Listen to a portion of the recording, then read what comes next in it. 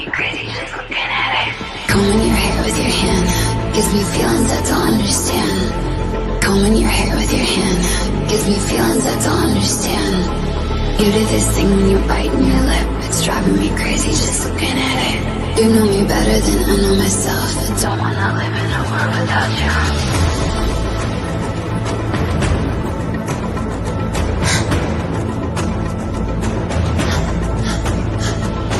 You do this thing when you're biting your lip. It's driving me crazy just looking at it.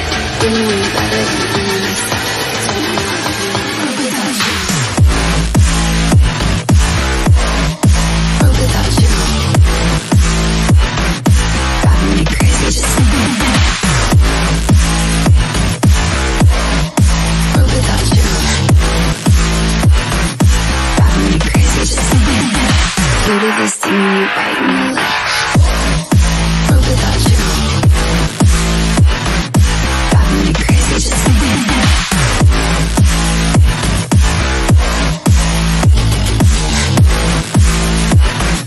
Driving me crazy just looking at it. Combing your hair with your hand gives me feelings I don't understand. Combing your hair with your hand gives me feelings I don't understand. You do this thing when you're biting your lip. It's driving me crazy just looking at it. You know me better than I know myself. I don't wanna live in a world without you. You do this thing when I'm talking to you, like everything freezes and it's just you. You do this thing when I'm talking to you, like everything freezes and it's just you. You do this thing when you're biting your lip. It's driving me crazy just looking at it. You know me better than I know myself. I don't wanna live in a world without you. Give it to me like world without you. Just looking at it. World without you. Driving me crazy just looking at it. You do this thing when you're biting your lip. World without you. Driving me crazy just looking at it.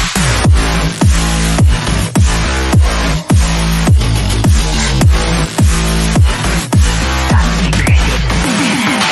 You do this thing when you're biting your lip. It's driving me crazy just looking at it. You know me better than I know myself. I don't wanna live without you.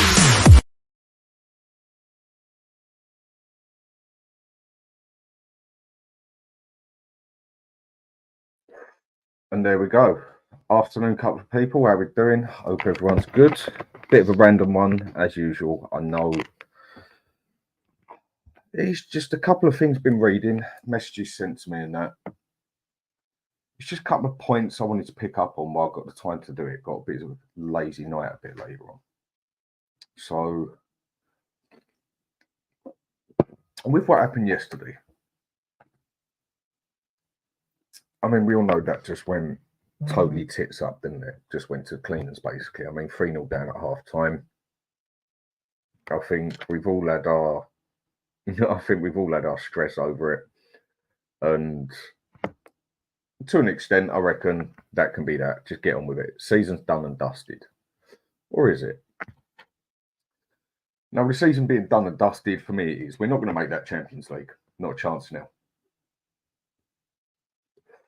And we've got some very big games still coming up next. I mean, our next game, Chelsea, Thursday, 7:30. We all know that's a no 3-pointer, don't we? 9 times out of 10, or should we say 10 times out of 10, every time we go to Chelsea, we just never, ever seem to produce. Or even if we do, they seem to always pull their finger out and get their act together. They always seem to do it without fail. And we just hardly ever, I mean, I can't even remember how much it is in like nearly 90 odd years, how many points we've got out of the place, but it's not many. Not many at all.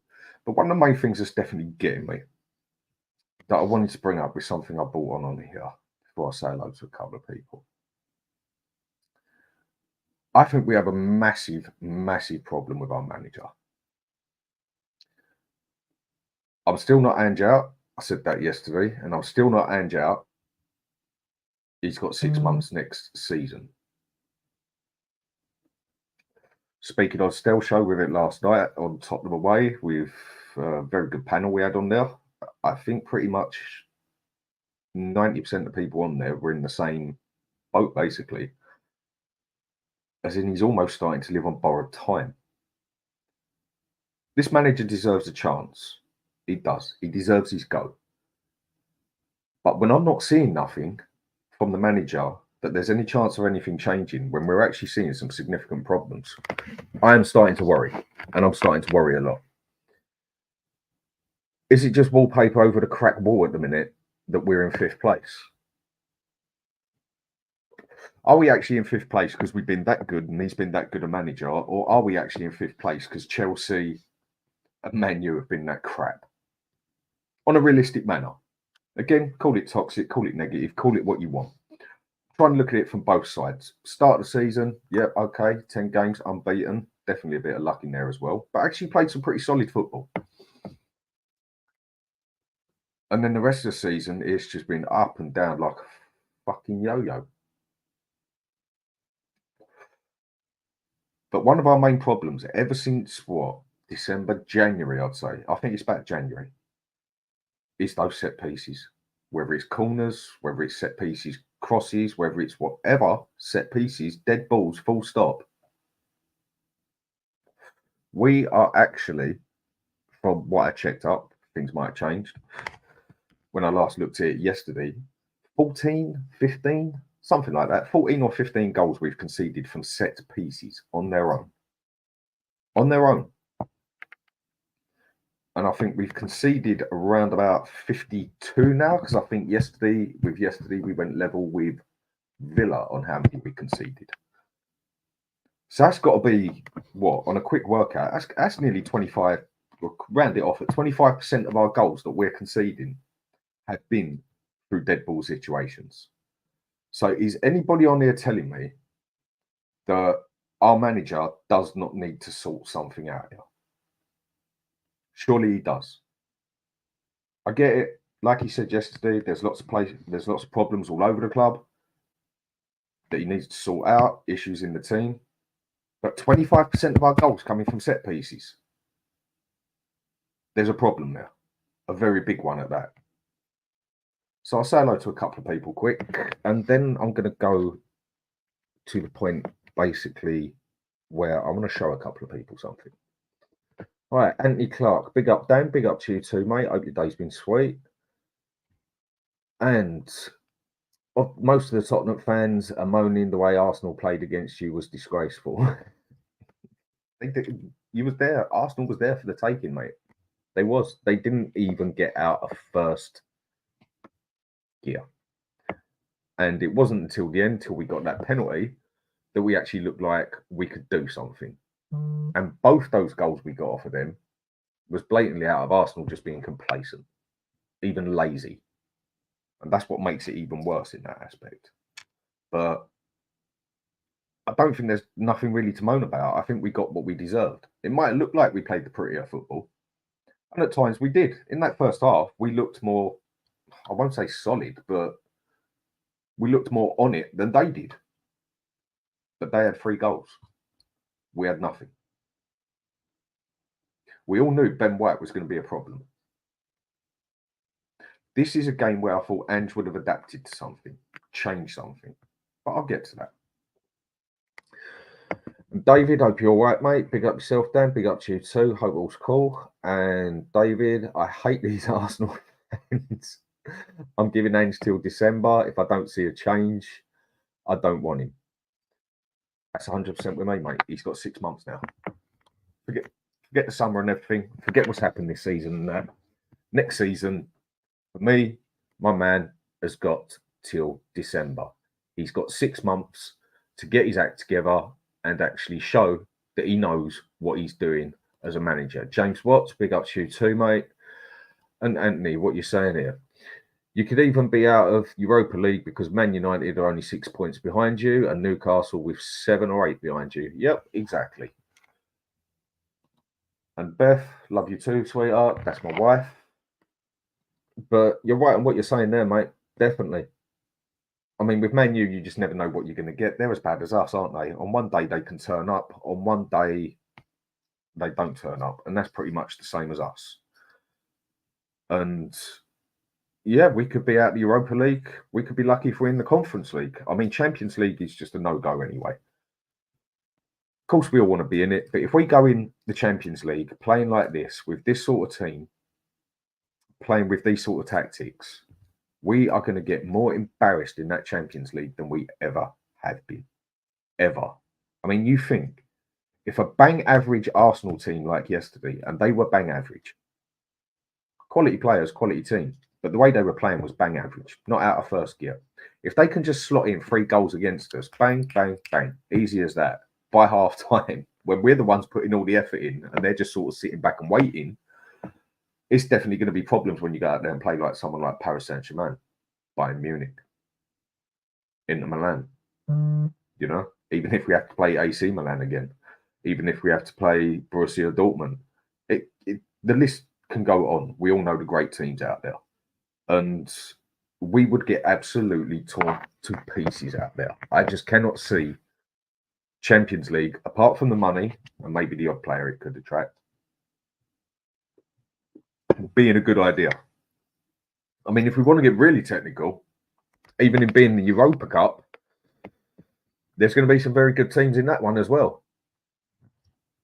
You'd think you stand more of a chance with the fact that the teams that drop out of the Champions League don't now drop into the Europa, which obviously helps people, but we definitely need to sort something out on that defensive side because it is not working. And Finn Rickwood, how you doing, mate? Big up, Danny. Big up to you too. David, what you saying here, mate? Dan, an issue with Ange is becoming the most naive manager in the league. We get scored from set pieces and the ball all over the top all the time. Mate, this is exactly what I am trying to tell everyone. It is the same goals every bloody game. Without fail. Same goals. I mean, what was Ben White doing in the middle there? I mean, just using his own brain, he should have been over the other side. But why is he even up that far? Why is he even in the middle as a wing back? Why? Because he's an inverted wing back. And this is a tactic that Ange seems to love, and he's not going to stop. And it's conceding us goals. Regular. Every game. How many times do we get caught out on both those flanks because we haven't got a wing back in there? How many times? Now, he talks about having the right players for it, but I can't see us getting any players of any capability that are going to make this work in the Premiership. I keep repeating myself. It's the Premiership. It's not Scotland. And the Premiership is too good to play this system 24/7. So before I come back to a couple of people here, what I'm going to say is something. I had 2 messages sent to me today. I presume this went to a lot of Spurs people. It was about a few comments that he made about a month ago. And also comments that Ange made after the game. Wrong one. Right. Postecoglou does not believe in the merits of specialist set-piece coach in his system. Okay, that's his call. I've never had a specific set-piece coach. I've always had someone who's responsible for that. I always think it's better that if somebody who is part of the coaching staff, because then that's the extension of how we play our football. I don't separate set pieces from everything else we do. In terms of the team we want to be, it all hopefully links in. Here we split the set roles between Mile and Ryan Mason. Teams of defensive and attacking set pieces. And they put a lot of work into it, Ange said. Well, we was definitely a lot better at it when we had a professional on it. A top man who was there purely for set pieces. I can't remember the fella's name now. He was the one there we had with Conte. He was the one we got in, and he basically had it. So we was pretty much sorted out, and we was looking pretty strong on the set pieces. One of the biggest problems with the set pieces has definitely become Vicario. Great keeper, been brilliant in every way. Can't fault the fella. But everyone does have a fault. And his fault is he's not aggressive enough when it comes to the crunch of getting a player out of his face. He gets bullied in there big time. He was getting bullied basically by Ben White nearly every corner, just going up to him, winding him. Even pinched him a couple of times. Even pinched the fella a couple of times. And Vicario just don't seem to grab him and chuck him off. Over here in the Premiership, you've got the right to do that. As a goalkeeper, you've got goalkeeper's privilege. You can grab that fella, throw him out of the way. Get out of my face, mate. But Vicario, he just does not seem to be like that. But he's aggressive in every other manner. But when it comes to the crunch on that one, no, he's not. So something needs to be done with that part as well. If I was the manager, I would have already told my players, if they hadn't noticed it, go and back up your goalkeeper. He's getting pestered all the time. He's getting bullied all the time. Go and back him up. But we hardly ever see that either. So is that the players not noticing it? Or is that Ange not even noticing it? Because nothing seems to be getting done about it. And it is a major problem. He has made a few mistakes now through getting bullied in his own box, on his own bloody line, that have cost us goals. That have even cost us games. The other one I had sent to me by a mate was this one, which says, in February 2022, an article was written about Ange Postecoglou's Celtic and their set-piece struggles. Lack of aggression, zonal marking, and Hart not commanding his 6-yard box. Doesn't that sound familiar? It does, doesn't it? It's exactly what's happening with us at the moment. It keeps happening. Celtic will be in complete control of the game, pressing well, dominating possession, and limiting their opponents to half chances. Then the opponents win a corner, a free kick in Celtic's half, then score. Then in an instant, all of Celtic's work falls to pieces. What is this telling us? This is telling us that he's not going to change it.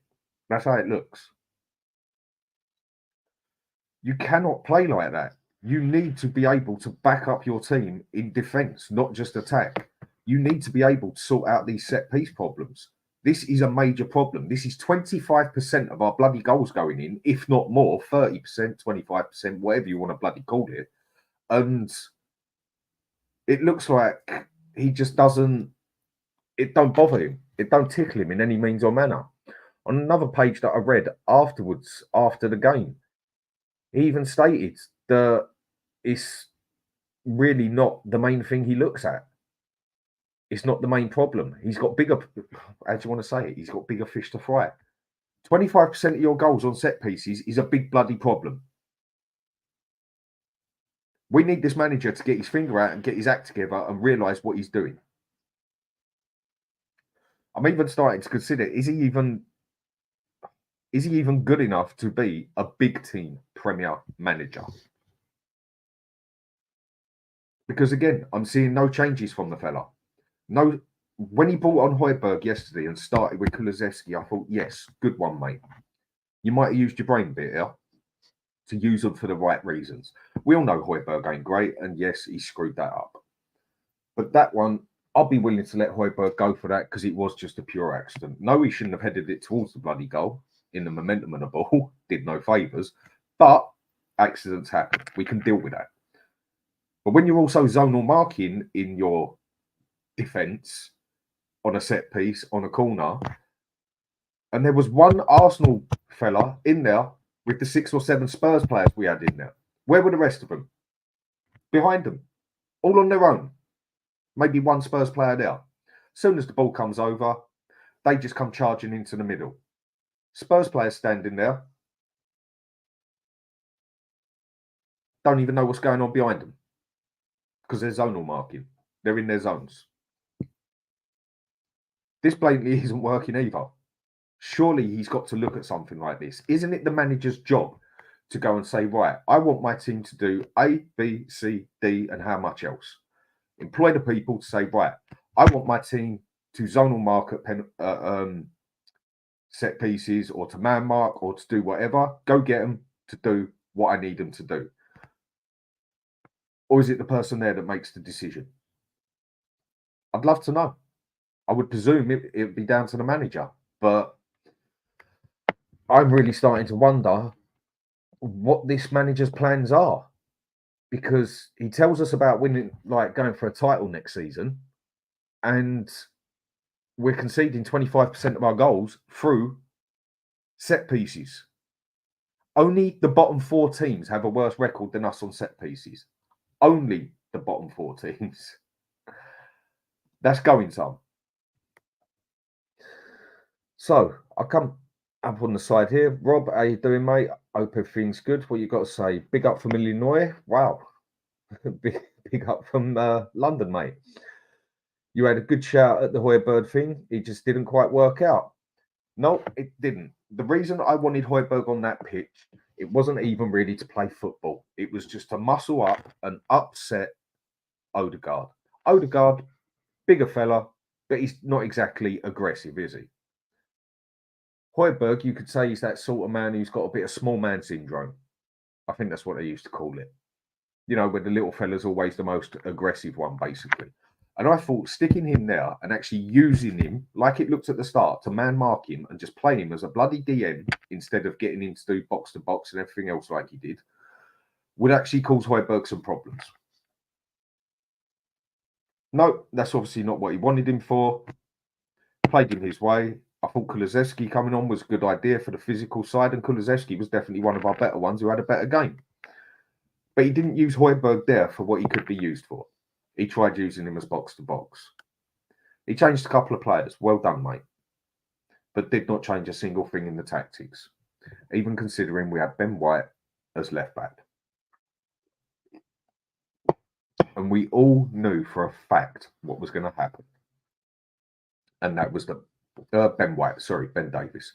And we all knew for a fact that Ben Davies was going to get caught out in the middle or straight up the flanks, and Saka was just going to literally walk past him.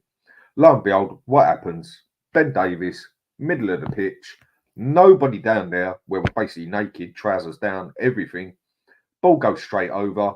Saka just literally jogs onto it, takes it in, tap, tap, puts it in the back of the bloody net.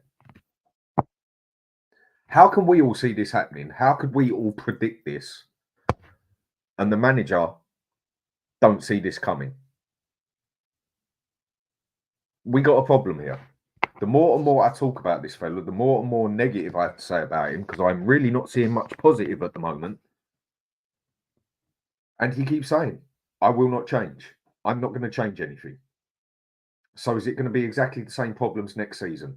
You could stick the best bloody defence in the world out there. We're still going to concede 45 plus goals every season.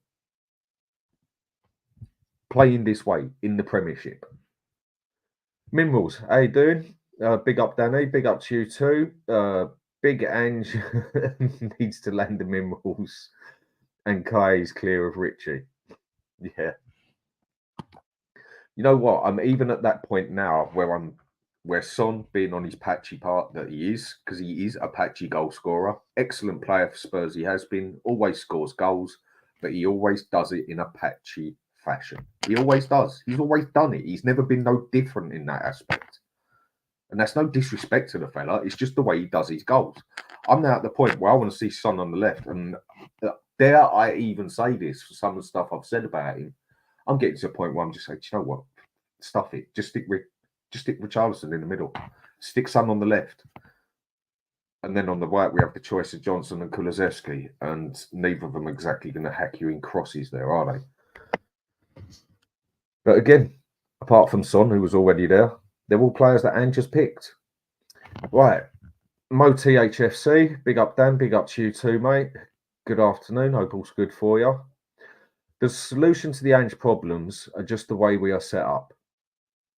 We have only 2 players at the back and play 2-3-4-1. Ange needs to put 1 more fullback in the back and play 3-2-4-1. It would definitely look like it would help, wouldn't it? 2 defenders we keep getting caught with out the back, or where it's naked out the side, usually the left-hand side. So Van der Ven has to come out. Romero has to come out of space as well to cover him. And then we're totally open there. Ball comes over straight in the back of the net. You can literally guarantee that happens nearly once a game. I think we are now, don't hold me gospel on it, I think we've had 2 clean sheets now are we on 26? Between 25 and 26 games. Wouldn't even surprise me if it was 27. 2 clean sheets. You'd think something has to be changed. But again, I keep repeating it. He keeps saying, I'm not going to change my ways. This is how I play football. And Mo again. Diagonal balls, long balls to the striker, and we are so, yep, every time. That's the other one, isn't it? Straight over the top. And if Van der Ven was not as quick as he was on his feet, you could say we'd easily be another 10 points down. And if Vicario wasn't as good as he has been, you could make that 20 points down, we would be. All because we keep getting out the same way every bloody game. And Mo, all opponent... Oh, start again. All appointments play 4-4-2 against us, or 3-5-2 with 2 wingers and 2 strikers. Arsenal basically went and done to us exactly what Newcastle done. Exactly the bloody same. Exactly what Fulham done. Exactly what other teams have done. This is what is annoying about it. It's the same things every fucking time. Start here. Oh, Daryl Denton. Nice one, mate. Thank you very much. Much appreciated, fella. If you ever want to come on, say so. I'll drop the link on there and you can bring yourself on there. It's appreciated, mate. Thank you. With what I was saying, it's the same way every time. I mean, is this even really attacking football for people? All right, we're getting into their half. We're getting 70% of the ball. But are we really even playing attacking football? Is attacking football sitting up the other end of the pitch, just holding on to the ball, tapping it about? Actually looking like you haven't got a clue what to bloody do with it. To me, this is not attacking football. I don't know what to actually call it. I mean, in some aspects, it's the sort of football you'd want to play when you're down on the last minutes, and if you're able to keep it in their half. But we don't. We've got the ball all the time, but we do nothing with it. 70%, 80%, 60% possession, whatever you want to call it. It don't win you games. We don't take no chances. It's another thing I repeat every bloody time. We take more chances in front of our own fucking goal than we do the one up the other end of the pitch. There'd be 2 defenders split like that. Goalkeeper there. 3 attackers coming at us. We'll take the chance and pass it straight across the keeper. Is that the players or is that the way Ange has told them to do it? I don't think it's the players because they're doing the same thing every time. It's obviously the way the manager's told them to do it. He wants to play it out of defence. Okay, mate, I get your point. But when you've only got 2 defenders sitting there, basically, and the wing-backs ain't even back for it, or there's a lot of pressure down there, go back to the old school fashions, mate. Go back to the way it was when I played football. When in doubt, kick it out. Get rid of it. And then start again. I don't honestly know if he's even got the dimension. I don't actually even know if the manager can do this. I seriously think he has only got one way and one way only. Does not know another way. Because he hasn't done nothing to prove otherwise. And like I keep saying, and others keep saying, and people must be sick of hearing it on every bloody channel. It's been the same way every bloody game. And the same goals against us every game. And Daryl, what are you saying here, mate? If you give a bad craftsman new tools, does the work get better? I'll have to remember that one. Because that's a good one. I'll have to remember that one, mate. That's a good one. It's true. Someone who can't even hold a gun up properly or aim properly and that, go give him a better gun than that, and is he still going to shoot it properly? No. It's true. That's why I'm thinking with the team he's got, he can get a better team. And I'm just wondering, is it even going to work? Well, these tactics in defence, I don't think so. We're still going to concede the same bloody goals time and time again. But go back to what people are saying on here. Mo THFC. Yeah, already read that. Sorry, mate. I've fallen behind myself a bit on this one. I find it awkward to keep up with the side sometimes. Said it before. We signed Ange, and Paul O'Keefe said to me, "Let's see what happens." That's the beauty of football. Ange is an entertaining man. Yes, he is. I mean, what did Daniel Levy need to do? He needed to win that fan base, because this fan base was, I mean, split is an understatement. I mean, we're split to pieces anyway, in about 5 or 6 different pieces. But he had to do something to win that fan base over. So he went and got a manager, what the players sort of was asking for, because everyone was pissed off with the defensive style of football with Conte. Conte's football would have been much better if he'd have had the team he wanted, because then you would have seen a lot faster counter-attacking football, which can be fun and can score you goals. Look at the past 2 games against us: 4-0, 3-2. That's 7 goals in 2 games through playing exactly the same counter-attacking football. And we've got 2 to show for it for playing attacking football. Tells you something. I think he was got purely because he would play an attacking sort of football. It was what the fans wanted. I could have won the fans over. I could have won everybody here over. Let's say 90% if I would have been manager at Spurs. Easy. There you go, boys. Get the ball. There's an attacking formation. Go kick the ball forward more than you do backwards. I could have done that. Anyone on here could have done that. And you could pretty much guarantee you was going to win over 90% of the fan base. Lo and behold, what did he do? Won over 90% of the fan base. I definitely thought he looked all right in the first 5 games, but I was definitely sceptical. Like, are we really going to press this high all the time? Because surely, come against a few big boys and this isn't going to work. But that's what happened. And it won the fan base over. That was what Levy wanted. And we wanted attacking football. We got it. But then this attacking football, I just don't look at this as attacking football. You will see the club's ambitions in our summer signings. If they're average like past efforts, then there's your answer. Papa 9522. Yep, I'll go with you to an extent there, mate. I think we'll make a good signing or 2. We made some good signings in the summer. But some of that was also down to luck. 2 of it was down to the fact that we couldn't get the players we wanted. That's what 2 of it was down to. We couldn't get the players we wanted. What was his name from Leverkusen? I can't remember his bloody name now. Mine's gone blank on it. But the one we wanted from Leverkusen, we wouldn't pay the money for it, so we got Van der Ven. Yes, did we land on our feet with that one? Raya, I didn't want him in the first place. Vicario, I was glad we got him. I'd already known about him in Italy. He'd had a very good season. It was only his actual second season actually in Serie A. Before then, he'd always been in Serie B. But I'd heard of him, seen him play, 2 games. And from the rumour in him in Italy and everything else, the way they used to speak about him, looked like it was a keeper with a lot of potential. And David Raya is one I've never really thought he's that special. And we needed a very good goalkeeper. We got one. I personally think Vicario is overall better goalkeeper than Raya.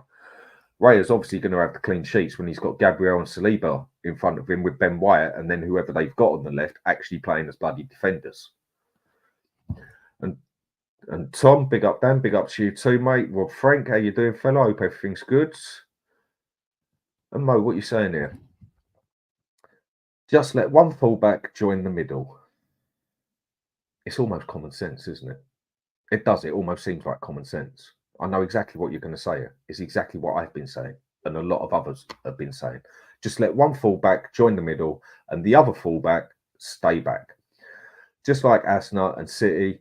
And they play 3-2-4-1. Udoji could be our Kyle Walker, and Porro is a good midfielder with his technique. Exactly that.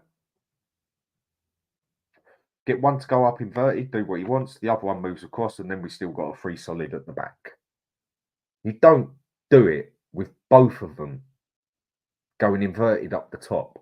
where you're not even playing a proper DM. You're basically using your DM as a box-to-box and then leaving your two defenders halfway up the pitch as well that they're meant to be. How can't he work this out? Everybody on here seems to do it. Everybody on other shows seems to see it. Okay, some people like it. Some people think it's going to get better, but I suppose it's each their own.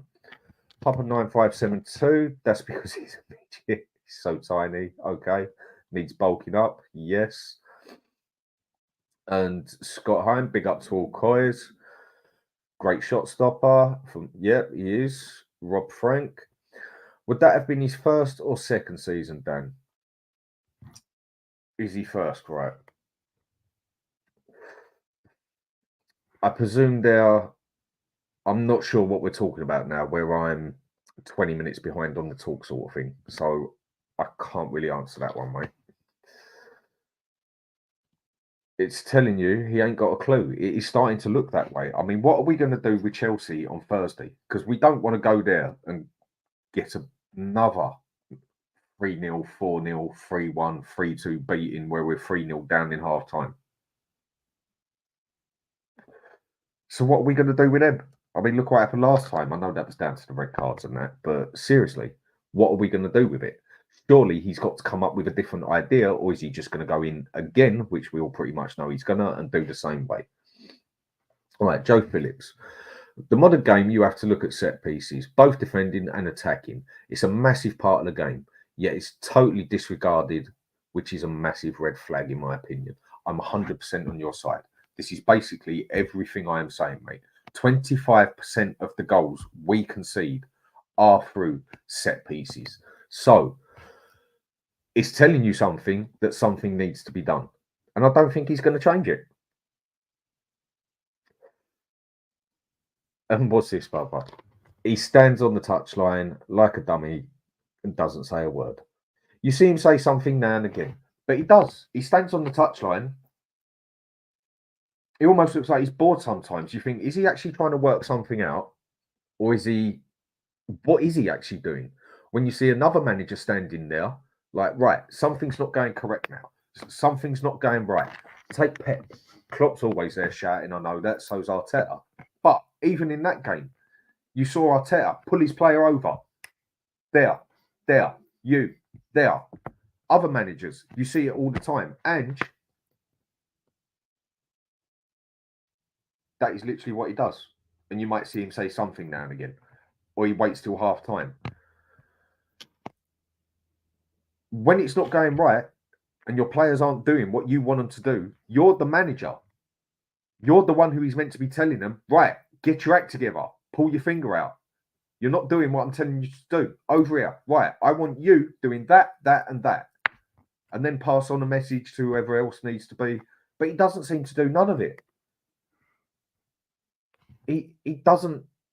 It's like he doesn't. I don't even know how to describe it. He just stands there and just watches the game, basically. I mean, you might as well give him a can of Foster's. I mean, that's how chilled out he looks when he's watching it.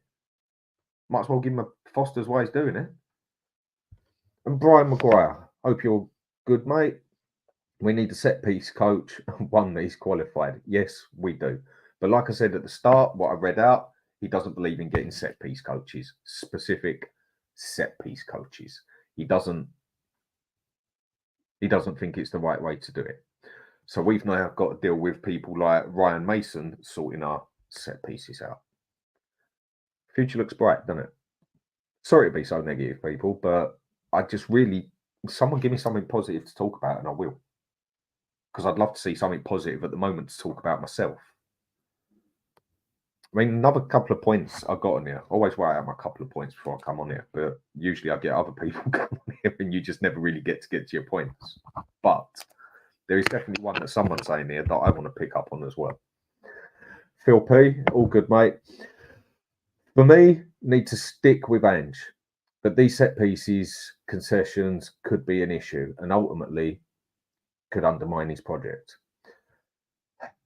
I'm agreeing with you on we got to stick by him. I mean, this has got to be one of the first times in quite a while now we've actually seen a manager last a season, like an actual straight season. I think this is actually one of the first times, isn't it? In a good few years, since Pochettino even, isn't it? Yeah, I think this is the first time since Pochettino a manager would have actually survived a season at Spurs. Shit. That's bad. That is really bad. I'm agreeing with you on the point that, yeah, stick by him. He's got 6 months from me next year. 6 months. But again, he's got to adapt to the Premiership. Even Arteta.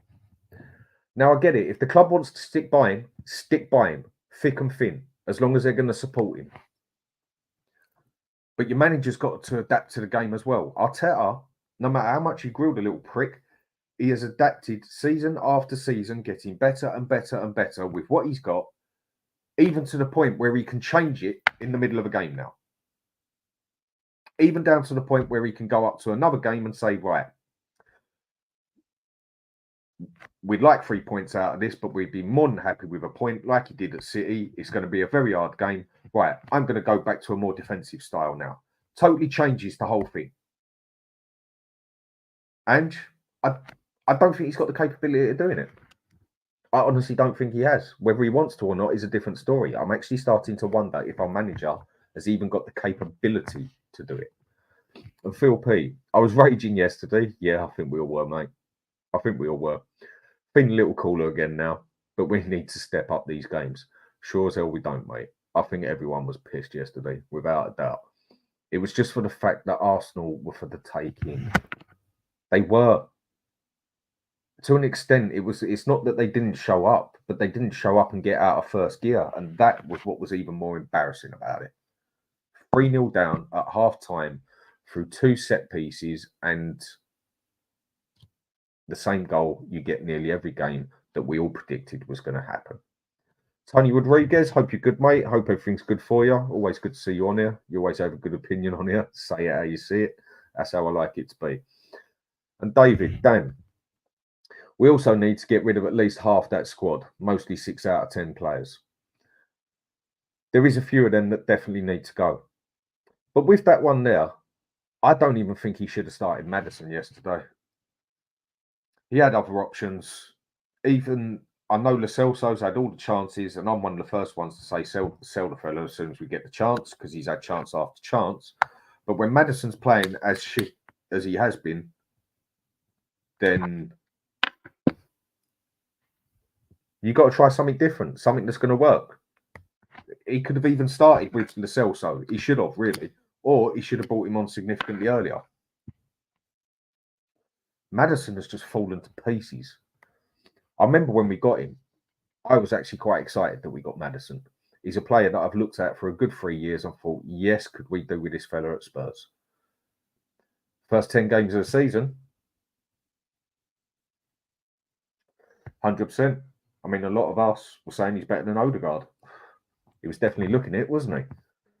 Definitely don't look it now. I get the injury has done him, but a lot of Leicester City supporters did warn that as soon as he gets a little knock, he takes a very long time to come back from it. Well, they was right, because he still, yesterday, he had the ball countless times where he could have possibly put it in there or done something with it. He didn't. I think he had one shot from outside and 1 or 2 little passes, but nothing special. He's meant to be our fucking playmaker. Then play, make something, make a chance. To get a chance, you got to make a chance.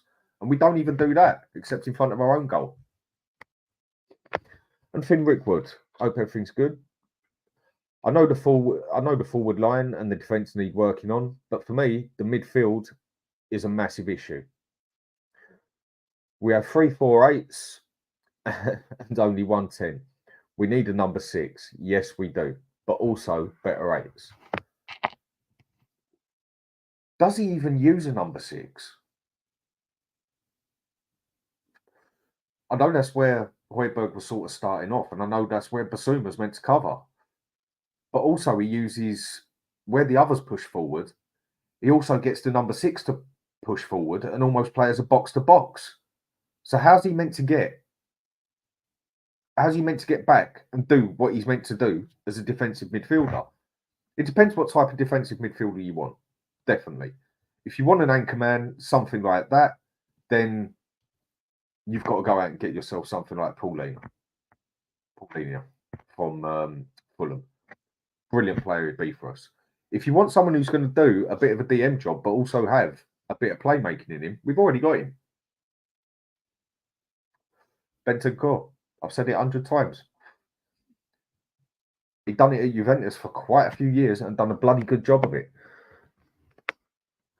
But if he wants to keep playing this way, we need to get... Do you know what? We need that solid six nearly as bad as we need that striker. Because otherwise we're just going to keep conceding the goals all the time. David. I'm worried we are being strongly linked with Conor Gallagher. Yeah. Now, one thing I'll give with Colin Gallagher, he puts his effort into a game, every game. He's a reliable player like that. But is he anything better than what we've got? Is he hell? We need Eze and Olise.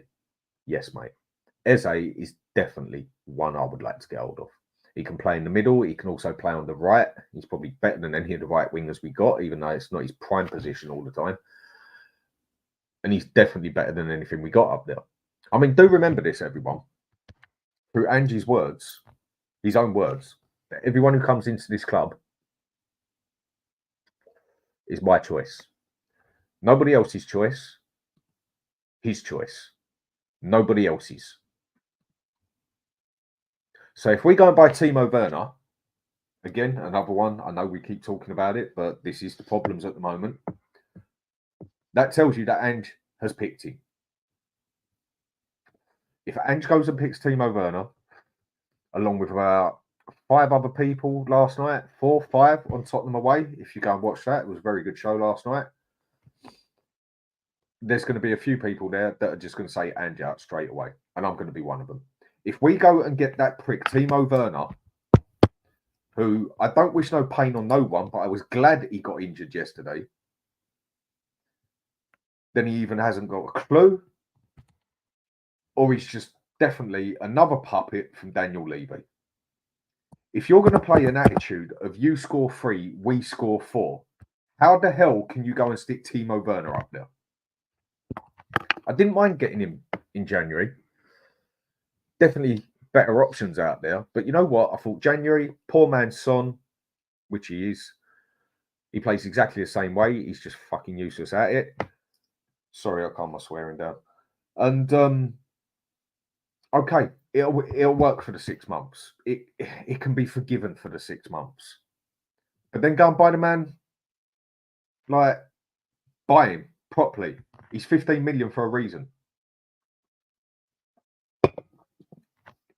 He was sitting on the subs bench at Chelsea in the end for a reason, and Leipzig.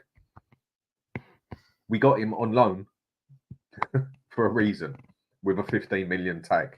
If he goes and buys Timo Werner, he's got to go. Ange's got to go. From the very start of the season, if we buy him, I want him gone. Anthony Clark. Why does Ange not play his new centre-back? Which is the point of buying him? What is the point of buying him? Dragusin, yes. I had actually watched Dragusin play one game, and it was literally just before it came up on the news. We was going for him. I think it was it on the 28th or the 29th of December I watched him play. Inter Milan. I think it was the 29th. Give or take a day. And Inter have been, that's my second team. Inter have been shockingly good this year in Italy. Shockingly good. From when I last looked, it was only one defeat they had, and that was a couple of days ago. They've already won the league. Smashed in the goals, defended. When he played them, Dragusin actually pretty much won that game from defence. And to go and do that against Inter Milan, you've got to be doing something. And he even went and scored. One of Dragusin's strongest point is getting forward as a defender. He's very good as a playmaker defender, ball-playing defender, whatever you want to call my man. And he's very good in the air. So you do think, with the set-piece problems and everything, maybe it would be a good idea if we played him. But then we can't take Van der Ven off. And obviously, after yesterday, there's no way anyone wants to see Romero come off. I mean, he was our man of the match yesterday. He was our bloody defender, DM, midfielder, and the bloody striker. There's something not right there. There's something not right in this system, surely, or is it just me that your defender's doing that? James Hunter, we don't have the quality of player to play Ange's style of play. He's not for changing, so a crash is coming. He will have to go in a matter of time. I totally agree, mate. It's written, isn't it? It's almost written on the books. It is. He is never ever gonna get that quality of players to play that way. Because to play that way, you need a team like Man City, and even Man City would not play this way all the time against every bloody team. They would not do it. Pep is not that stupid. That is why he is the best manager in the world. Well, Ange, maybe you should start watching a few other games and do some bloody learning, mate, because it doesn't look like you are. Tony, we are not playing attacking football. We are playing possession-based football, and that doesn't work. That's the phrase I was looking for. Yep, it's not attacking football, not in the slightest. And Phil Coyes, big up to you too, mate. Hope everything's good for you. Dave Clark, if you saw that corner when VDV headed it for the corner on the far post, you would see that both centre-backs were not marking anybody and that it was both zonal marking, and you wonder why we concede goals. Mate, it's exactly what I've been saying. It's the zonal marking. It don't work. Zonal marking is not a good idea for me. I don't like it. Maybe some teams it'll work, but it's definitely not working for our team, is it? No. Like I said earlier, again, about 3 or 4 corners that I saw Arsenal get,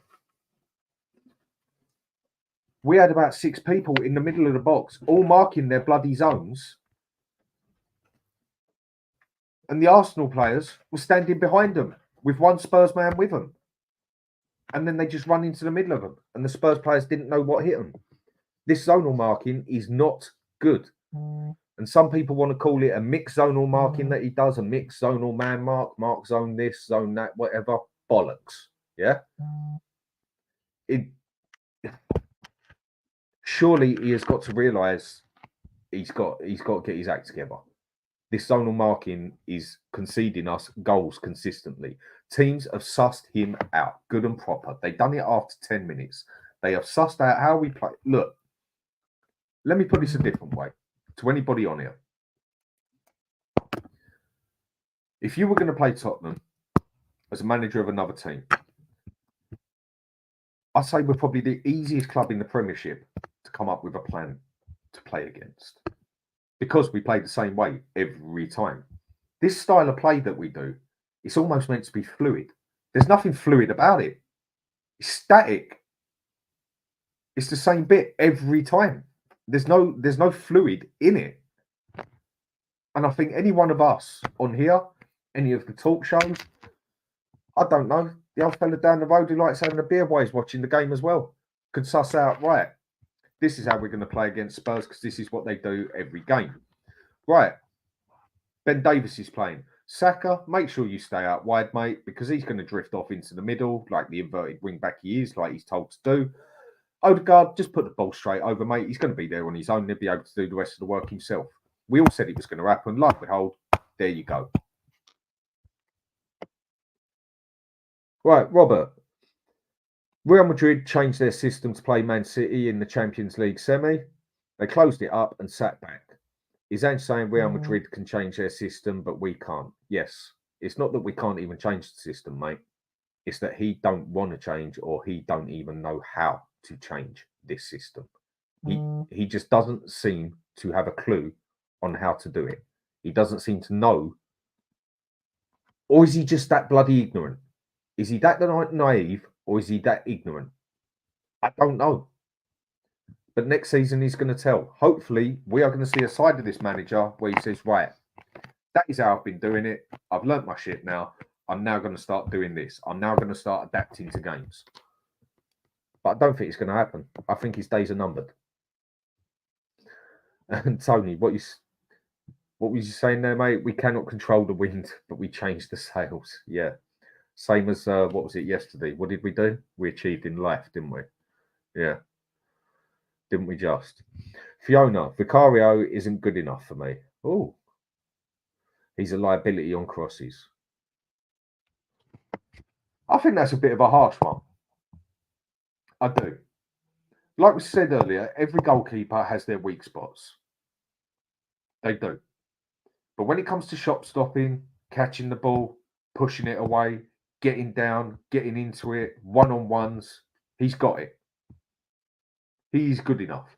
He just needs a bit of backup at certain points, especially like on dead ball set pieces and maybe points like that. But he is not a liability.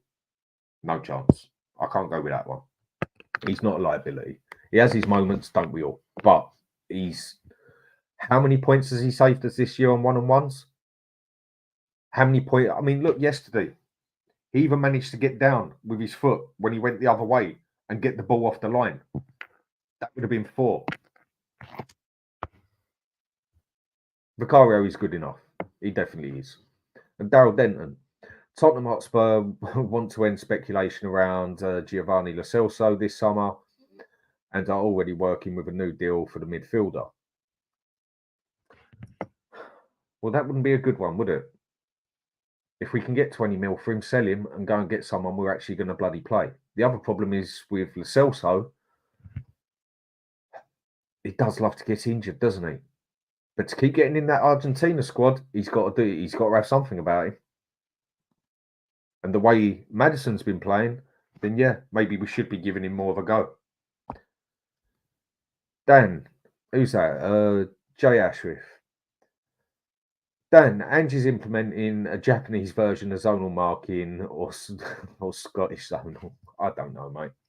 I really don't know. He's implementing something and it's not bloody working. I know we're in 5th place, but for me, that is mainly now down to the fact that Man U and Chelsea have been that crap. Pardon me.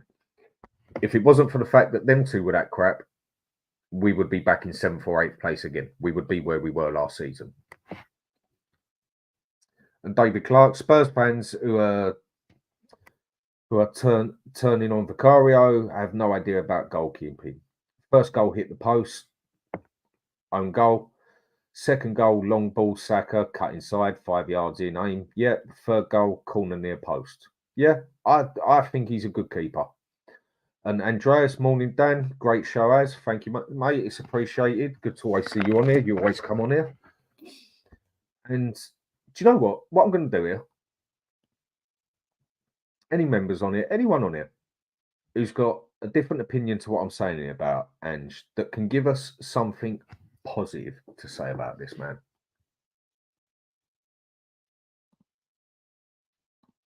There's a link. Come on and tell me. Please do. Somebody. It'd be appreciated, actually. Someone, please come on and give me something positive to say about this fella at the moment. John Luton, surely players should use their own common sense when marking on set pieces. Yes, you would have thought so. But they don't seem to even be doing that. I've seen it once or twice with Romero. Sometimes Van der Ven has gone over to back up Vicario. You would have thought the players would use their common sense for that, surely. But if they have had it hammered into them by their manager, you stay there, and there. There is your zone, and I don't care what happens. Then what are they going to do? And Andreas again, morning Dan, great show, thank you as always. Ange is like the Aussie Southgate, he won't change. I mean, there's two total opposite styles of manager, isn't it, in that way? I mean, the way Southgate does it for England, and our weakest point is our defence, but that attack in midfield we have got for England, and he don't bloody use it. You could... I could say a lot of things there, and I won't. But that's England's problem. That's going to be our problem in a couple of months' time. Let's just leave it till then. Let's not make it our problem now. And Peter, nobody drinks Foster's anymore, Dan. No, I never did drink it, but I was just saying, maybe he does. All right, I'll bring him a Budweiser if you want, mate. Bring him a bottle of Southern Comfort. He looks like he's just he could do with a drink while he's standing there, doesn't he? I mean, he's chilled out, relaxed. So, yeah, give the man a beer. Why not? If you don't like Foster's, get him a Bud or Corona, whatever. So, Dave. So, Vicario is getting pushed around by a 6 foot tall centre back. What do you do to push the guy out of the way and give a penalty away? It's up to the leaders to get him down there. Yes, it is. But as a goalkeeper, I played goalkeeper for quite a while when I was younger, had my trials and that, but the only reason I didn't succeed in the trials is because I was too short at the time. And the way goalkeeping was back then was you stayed on your line. That was why I went out and started playing further up the field. A goalkeeper can grab someone and throw him out of the way. Get out my face or push him out of the way, and he's not going to concede a penalty. Not like a defender doing it or any other player doing it in the box. Pickford, not the greatest goalkeeper out there. Solid for England. But then you look at Everton, he's got a bloody crap defence on him as well. But how many times have you seen it with someone like Pickford? The reason I use him as an example, because he's quite an aggressive keeper, where someone's barging him up, because he's not the biggest fella either, and he literally just pushes him out his face. Get out my face. Get out of the way. They know Vicario's not going to do it, so they focus on it. That is his weak spot. And you're right in what you're saying. It should be down to the leaders to get in there and help him. Yeah, and it should also be down to the bloody manager, if they're not doing it, to tell them to do it. But it doesn't look like it happens, does it? The disabled team, how you doing, mate? I hope everything's good for you. And, I've got a guest here. I'll bring him on in literally 2 minutes. I'll be with you. Could be an interesting one here. We have a good man that everybody knows. So, disabled team, big up, Dan. Big up to you too. Hope you're well. I'm as well as I'm going to be talking about this, all things considered. No, you're definitely right there, mate. Was the same at Celtic. He didn't change. Yep. To me, my man's days are numbered. Rob Frank. I meant about the set pieces on Celtic. Were they his first or second season? Right. I gotcha. As far as I know, it was from day one and it didn't change through what people have said here and others, as far as I know. So let's bring a guest in here. And there we go. Kuva, how are we doing, mate? How are you doing, mate? Yeah, I'll come on just because you're asking for somebody mate. on, mate. No, if you want to come on, that's fine. I'm saying for someone to come on and give me some positivity here. It's not going to be easy. No, it's not going to be easy, mate, is it? You can't help it when the club's taking a hiding from your local rivals.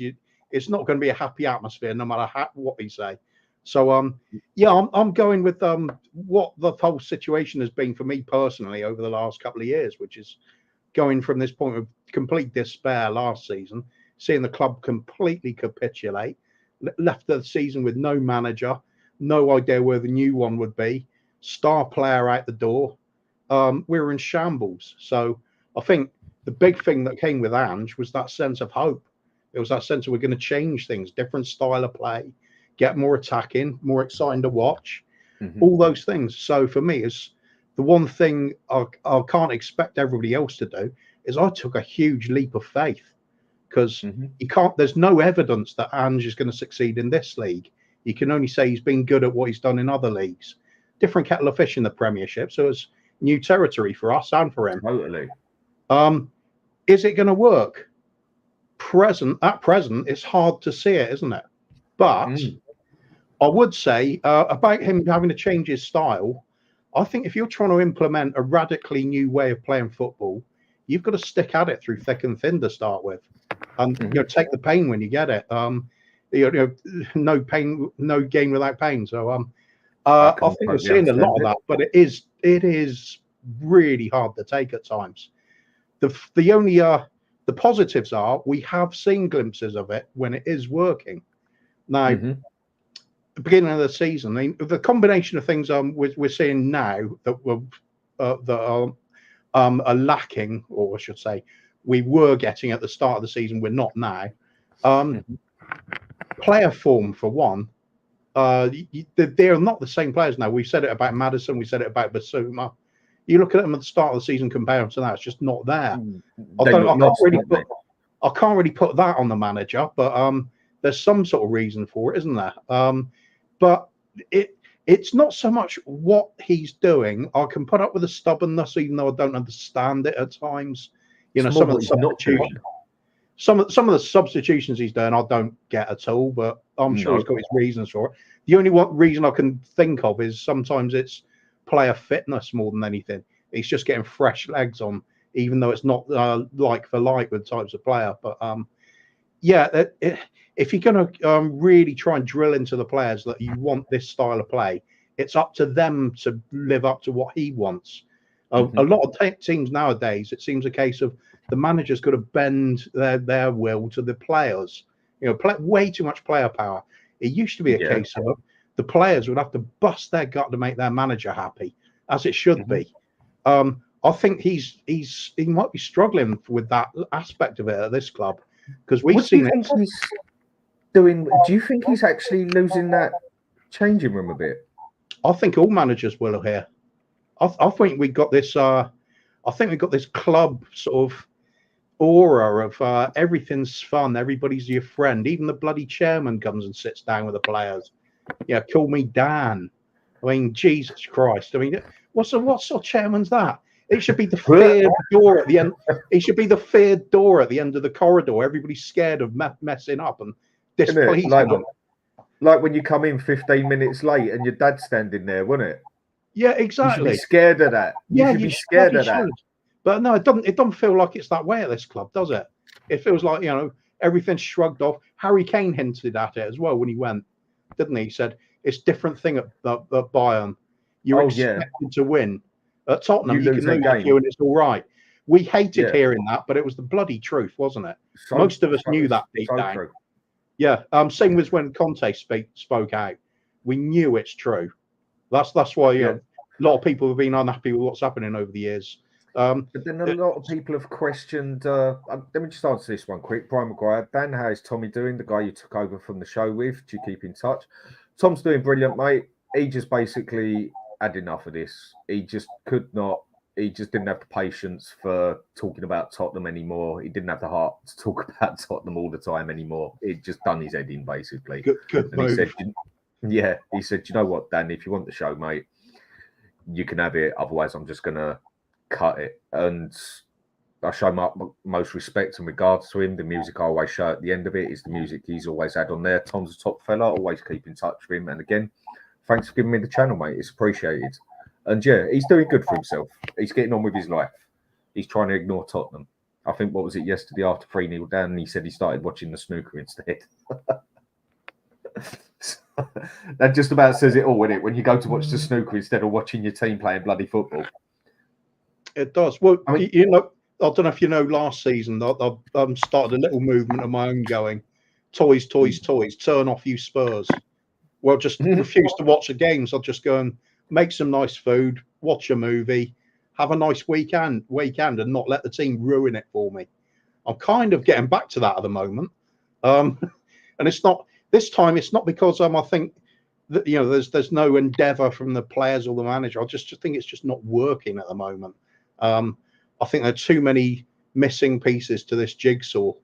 You said, come on, try and be positive about the way things are going. The only positives I've got is massive amount of hope for the summer transfer window and see just a reasonable amount of really good quality players come in. And from what I'm seeing, don't worry about the shaky bits at the defence where we'll concede a few goals. Get the bloody forwards in. That's where it's always breaking down.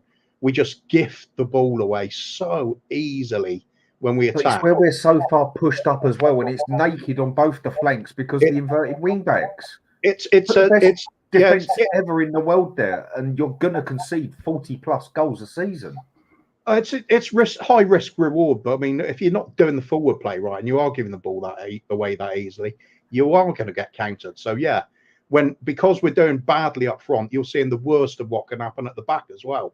So it's just not working at the moment. He basically wants to play gung ho, doesn't he? You score 3, we score 4, like Kevin Keegan did with Newcastle. Yeah, in a way, yeah. The idea is pepper the opponent's goal with shots. We're just not seeing that. Players aren't. Yeah, but we're not even taking bloody shots. I know this is the bit I don't understand. We're not even taking fucking shots at the goal. Sorry, we're not even taking shots at the goal. This is the bit I just can't understand, because that even people that don't like Ange will know that is what he wants from the team. lots of shots going in, constantly bombarding them, always on the attack. And the fact we're not seeing it is that's not surely his tactics. That's going to be a mental block with the players, scared of making mistakes, scared of missing the target. When it's Timo Werner with a ball at his feet, though, I advise him not to go for goal. On this one, I'm going to ask you a question after this. Serious question at that. So, go. Right, David Clark. Arteta has done nothing in 4 years. Spent 750 million. Qualified for the Champions League only once, and only one FA Cup. You say only one, and what have we got? Nothing. Only one FA Cup with the previous manager's team. So he's had no success. The difference is here, mate, with Arteta. They stuck by him. Fair play. They stuck by him, And if this is what this club is going to do and support the manager, then stick by him all the way and we can slate him all the way to the ground. And then we can all sit here and say, do you know what? We got that one wrong. Well done. The club done something right, and well done, Ange. But until I see it, I ain't going to believe it.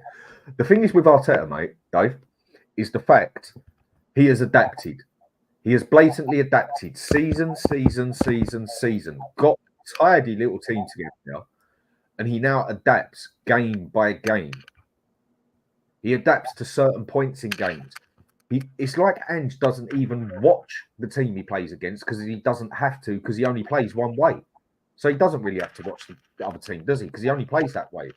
Whereas a manager that's half got it up here will watch the other manager, his style, the other team, time and time again, so he can then pick out the main problems that team is going to cause you and adapt to it. Not change your whole system, but adapt certain points. Like yesterday, Ben Davies, third time I'm saying it now. Everybody knew what was going to happen yesterday, the exact way it was going to happen. Ben White was going to get caught out wide or up the top, in the middle, whatever, and the ball was going to come over. Saka was going to get it and going to go and score. Literally everybody knew it. Did you see that one coming? Obviously. And it happened. The manager should have told him, stay back more as a left back this time, budge over to the middle, like was said here earlier, and we'll just use Porro for what he can do. Just for this game. Because it's that important. Nope. Plays the same bloody way. It's harsh in a way. It depends on how you want to look at it. If he's actually, like I said, trying to instill this way of playing no matter what, he's got to drill it into the players and find out who is capable of doing what. With Ben Davies, I think even if he had stayed back, he was playing as a flat left back, I think Saka would have skinned him at some point anyway, to be honest. But that's another argument. I think the bit comparing him with Arteta and Arteta making all the changes. If you remember those first couple of seasons with Arteta, he wasn't making an awful lot of changes then. He was still insisting on playing out from the back, and they were awful at it for 2 years, really bad at it. So he had to go through that period of pain as well. I just feel like any manager coming in now, whether it's Ange or whether we end up going for somebody else soon, they can have that same period of having to get the club playing that way. I think where are we now? Are we a manager away from suddenly being in that top 3 and challenging for a title? For me, no way. We haven't got the players for it. So where are we at the moment? We're in that pack chasing. And sure enough, that is where we are right now. I think expectations are kind of met this season. I think that it skewed everything because we had that fantastic start to the season and we thought this is going to be incredible. And it's just petered out. And we've seen what the club really is. We're erratic, can't string any sort of consistency together. And we've got some substandard players who either never will be good enough or were once but aren't anymore, or some that got a bit of promise to them, but we still haven't seen an awful lot to them. And then we've got big problems going to come up soon. Sonny's getting older. A couple of years, he's going to be retiring. Then we got a massive older. Then we've literally, if with current circumstances, that'd leave us with no quality forwards, in my opinion. So we've got to spend big and we've got to spend right to fix that. I mean, I'm at the stage where I'm saying stick Son on the left, and they're saying it's just keep Richarlison in the middle now. I agree. Because I think Son in the middle, I mean, what was he doing? He was down at the halfway line half the time. There was a couple of times where Maddison actually got the ball or whoever was up there got the ball, and they look up, and Son's charging up from the other end of the pitch. Why is he cutting so deep? You're looking at Son trying to become Kane, and it won't work. He's just not that player. Never in a million years is that going to happen. It is the same problems time and time again, isn't it? So with Ange, how long do you give him? How long are you willing to give him? What do you want to see? The same with any manager for me. This season for me was a blank check. The carte blanche. As long as we didn't get relegated, anything would do for me. As long as you see he's trying to implement the new style, and that would have taken the squad by storm. Under the circumstances, I mean, let's face it, even Perisic missing this season is a big knock for us, because his crossing ability last season was second to none. And we lost Harry Kane, for God's sake. That's our talisman. That's our main threat of goals every season. Him and Son was incredible together, but that's all gone now. So I thought a little bit of patience this season, see where we're going. How long has Ange got? I would say we need to be seeing major signs of improvement next season. And if there's no real change till Christmas, and we're still making the same mistakes and hemorrhaging the same sort of silly goals and struggling to put the ball away when we're actually creating chances, or failing to create the amount of chances we should be with this sort of system. And I'm talking 20 goal attempts per game. I'd imagine is kind of the minimum you'd want to expect if this system's working. It's something like that, even if you're only scoring 1 or 2 on certain games, but bagging 6 or 7 on another. There will be inconsistencies on the amount of goals, but you've got to look competent when you're doing it. At the moment, we don't look competent doing it. We don't at all, do we? That's the problem. So I think this transfer window, as far as Ange is concerned, it's live or die on this one. Because live or let die. Live or let die. Almost a case of the inevitable. But I think the amount of players we're missing, we need a front three. Because I'd like to put Sonny as one of the options and have 3 quality players alongside, where we can interchange at times. And we need about another 3 creative players as well, because it's all on Maddison at the moment. And I don't buy into Lo Celso being an adequate backup. He's failed to do it over 4 years now.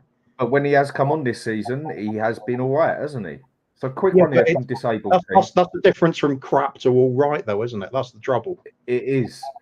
And Dan's serious question: do you think some of the fan base at any club can be at fault too? Yes, and yes again, mate. Again, it's all opinions at the end of the day. Each to their own. We've all got the right to our own opinions, yeah? But the one thing I notice with, I would say, a high majority of Spurs supporters, we are too accepting.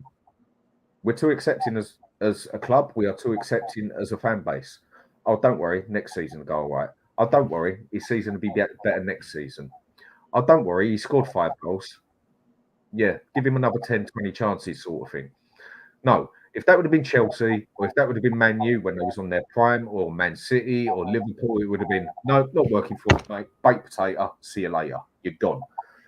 No, we'll keep them another 5 years. No, we won't get rid of them. And the fans, really, majority, they accept it. That is one of our biggest problems at Tottenham, the fan base itself as well.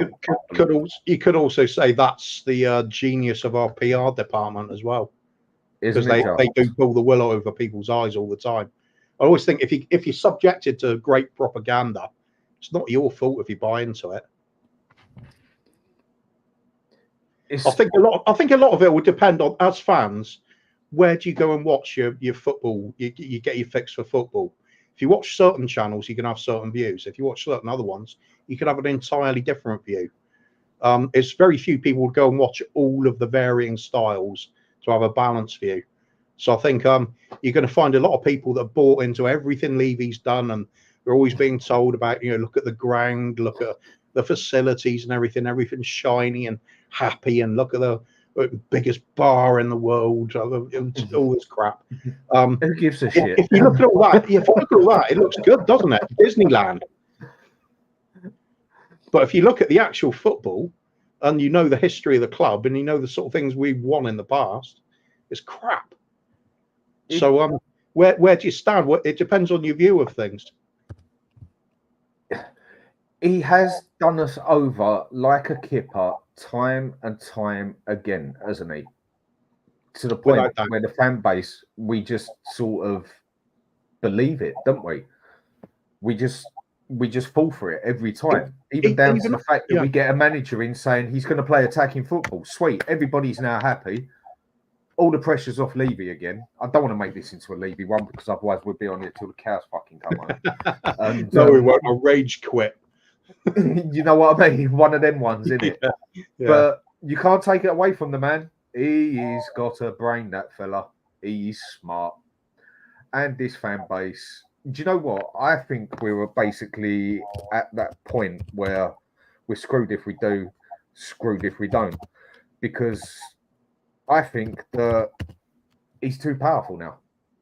The owners of Tottenham are too powerful. As soon as that new ground went up, it was too late. Yeah, I think he's too powerful now.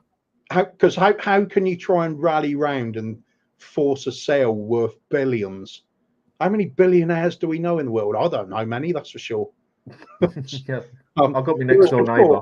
Whereas before, we thought when Sugar got sort of forced out by the fans, basically, but that was only for a few tens of millions. I forgot the exact figure, but it was peanuts compared to what the club's worth now. So most people are priced out of the market. It's not like we can have a fan takeover bid either, is it? It's way too much money. No, it is, and they are too. They're too powerful now to deal with. They are that powerful now that even if the only way you are going to get anything happen up there is if you get about 5,000-6,000 fans up there that do a riot. And when I mean a riot, I mean things start going bang. That is the only way you are going to get anything noticed. And even that won't get them out of there because the stadium would just get filled up with people on holiday and everything else anyway. They could even get rid of all this. The thing is, they are that powerful now that they could get rid of every season card holder, every season ticket holder, and they'd still fill that stadium up. Game out. They're too powerful now. In fact, they would probably love to do that because they want the people coming in from trips from abroad, because you're going to be coming on basically a holiday trip. It is true for many fans, and why not? I'd love to go and watch. It's like my favorite American football team or something like that. If I go over there, I'm making a holiday of it, and I'm going to spend money on memorabilia. It's the same when people come here. I've got no problem with fans doing that, but it has sort of been at the expense of the local fan, the ones that have been Spurs all through their lives, family history of being through supporting Spurs over the generations. That's all kind of dying out slowly, become less value because most people around the ground, you've already got your Spurs kits and your Tottenham mug and stuff like that. And you're more interested in the game and then meeting up with a few mates. That's not the sort of punter he wants at the ground, is it? He wants somebody loaded with thousands of pounds that's going to go straight in the club shop straight after. Exactly. We talk about this, yeah. And people wonder why I smoke so much when I'm on here. Again, I don't actually smoke that much, mate. I really don't. It's only ever if I'm down the pub socialising, or if I'm on here talking about Tottenham, then I start smoking like a chimney, because it's sort of, let's just say, it gives you something to focus your energy on. It's terrible. Ozzy Ardiles always used to say he went through 20 a day when he was managing. He just couldn't take it. Just sitting on here talking about it, I'll go through 10 easy in the hour, and then for the rest of the day, I'll smoke another 3 or 4. I know it's shockingly hard to believe, but you're making me miss it, mate. You really are at times. And then even trying to quit, now doing this makes it even bloody harder because I'm sitting here talking about fucking Tottenham, for God's sake. Right, question I'm going to ask you then, it's a question that seems to be going about quite a bit at the moment. Heung-Min Son. Is he captain material? Is he your captain? Oh, wow. For me, that's easy. I can't speak for other people, obviously, but for me, absolutely not. I think your captain, first and foremost, has to be somebody capable of instilling fear in others. they've got to know to do exactly what's being asked of them. Otherwise, they're going to get kicked up the arse, or possibly physically. I don't see Sonny as that kind of player. That sort of bloke. He's just too much of a nice guy. People say otherwise, but it doesn't really give me that kind of vibe. I mean, I'm much more sort of, and I'm going to mention players that we hate, but we also respect from other clubs, and that's the John Terrys, the Patrick Vieiras, the Roy Keanes, Tony Adams, Steven Gerrard, these sort of players that can grab. Even Frank Lampard was a better captain than fucking Son. Even Frank Lampard. Again, I wouldn't have even picked him as a captain, to be honest. No, but he did be captain a few times, didn't he? And he'd done a better job. Yeah. But I mean, compared to a John Terry, no way. Someone like an old school one. Katassu, when he was in Italy, what a captain that was. He'd get the player literally up by the scruff of the neck and scream in his face, "Get your act together." I understand we're now in a very woke, snowflake, delicate society. I don't care. I want my manager on.